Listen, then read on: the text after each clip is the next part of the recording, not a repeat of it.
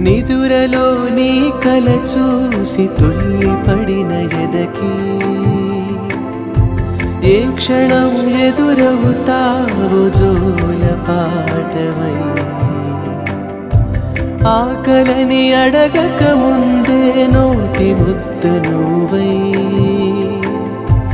ఏ కథలు వినిపిస్తావో జాబిలమ్మ